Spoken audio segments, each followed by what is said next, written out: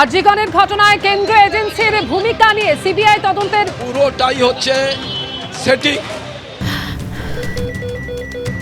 ক্যান্সারে নেই আর ভয়, NCRI এ হবে এর জয়। আপনাদের ভরসা Netaji Subhas Chandra Bose cancer hospital. Central government and state গভর্নমেন্টের সেটিং ফুললি নেক্সাস।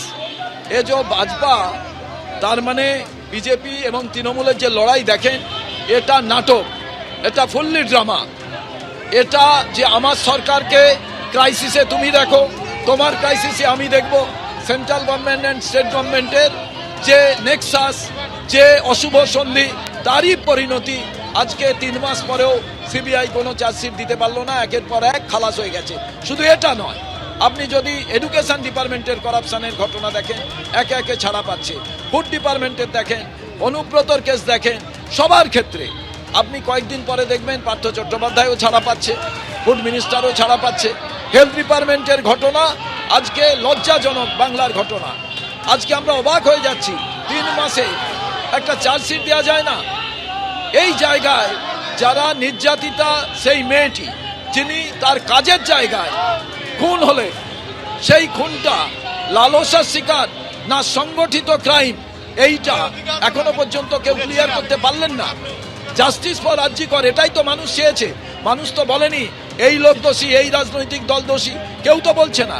কিন্তু সরকারে যারা আছেন, রাজ্য সরকার, কেন্দ্র সরকার, তাদের দায়িত্ব কি? তাদের লোকেরা যারা জাস্টিস চাইছিলেন, তাদের বলবো আপনারা কংগ্রেসের পতাকার নিচে আসুন। বিজেপির যারা নেতারা এখানে প্রতিবাদ করছিলেন, যদি আপনারা সত্যিকারের অন্যায়ের বিরুদ্ধে প্রতিবাদ করেন, তাহলে কংগ্রেসের পতাকা ছাড়া, বিজেপির পতাকা ছেড়ে আসা ছাড়া কোনো আজকে জায়গা নেই। কোথায় রাজপথে আপনারা? আজকে তো রাজপথে আমরা বিজেপির কাউকে দেখছি না। কারণটা কি? একেবারে সিবিআই তদন্তের গতি প্রকৃতি নিয়ে প্রশ্ন তুলছেন শুভঙ্কর সরকার। কংগ্রেসের সেই বিক্ষোভের ছবি আপনাদের সামনে সরাসরি তুলে ধরলাম। অন্যদিকে এসইউসিআইও আজকে বিক্ষোভ দেখাচ্ছে সল্টলেকের করুণাময়ীতে। আমাদের প্রতিনিধি ঐশী মুখোপাধ্যায় রয়েছেন সেখান থেকে সরাসরি। ঐশী, দেখাও আমাদের এই মুহূর্তের ছবিটা। দেখো অমৃতা, করুণাময় থেকে সিজিও কমপ্লেক্স অর্থাৎ সিবিআইয়ের যে সদর দপ্তর, সেখানে তারা অভিযান করছেন। তারা এই মুহূর্তে দেখতে পাচ্ছ যে সিবিআইয়ের দপ্তরের দিকে এগিয়ে চলেছেন এবং তারই সঙ্গে অভিজিৎ মণ্ডল এবং সন্দীপ ঘোষ, তারা কেন জামিন পেলেন, যথাযথ চার্জশিট কেন তাদের বিরুদ্ধে জমা করলো না সিবিআই, এরকম একাধিক অভিযোগ এবং তারই সঙ্গে কেন্দ্র রাজ্য যে যোগসাজশ এবং তারই ফলশ্রুতিতে গতকাল জামিন পেয়ে গিয়েছেন তারা এবং বিচারের নামে প্রহসন চলছে এই দাবিতে এবং দীর্ঘস্থায়ী গণ আন্দোলন গড়ে তোলার দাবিতে তারা আজকে এই মিছিল করছেন। উপস্থিত রয়েছেন সম্পাদক। কেন্দ্র রাজ্য যোগসাজশ বলছেন আপনারা, কেন মনে হলো তাদের? কারণ এই সিবিআই হচ্ছে কেন্দ্র সরকারের পরিচালনাধীন সর্বোচ্চ সংস্থা।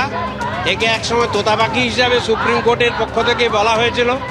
রাজ্য সরকারের উপর অনাস্থা থেকে সকলেই কেন্দ্রীয় সরকারের উপর আস্থা থেকে সিবিআইয়ের কথা বলে। হাইকোর্টও সিবিআইয়ের কথা বলে যেখানে হবে, মানুষের প্রত্যাশা তাই।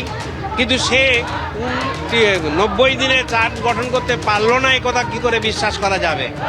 যে অভিযোগ এসেছে স্বাস্থ্য ব্যবস্থা দুর্নীতি, সেই মেয়েটির উপর বহু আঘাতের চিহ্ন, একজনের দ্বারা ঘটানো সম্ভব নয়, কেবলমাত্র সঞ্জয় রায়ের দ্বারা ঘটানো সম্ভব নয়। একটা হাসপাতালের মধ্যে বাইরের থেকে এসে একজন ঘটনা ঘটিয়ে চলে গেল, এ সম্ভব নয়। একথা দীর্ঘদিন চর্চার মধ্যে এসেছে। তা সত্ত্বেও তারা কোনো কিছু খুঁজে পেল না এবং দেখা গেল যে মন্ত্রী নির্যাতিতার বাবা মার সঙ্গেও দেখা করলো না। এর ফলে এইটি প্রমাণিত।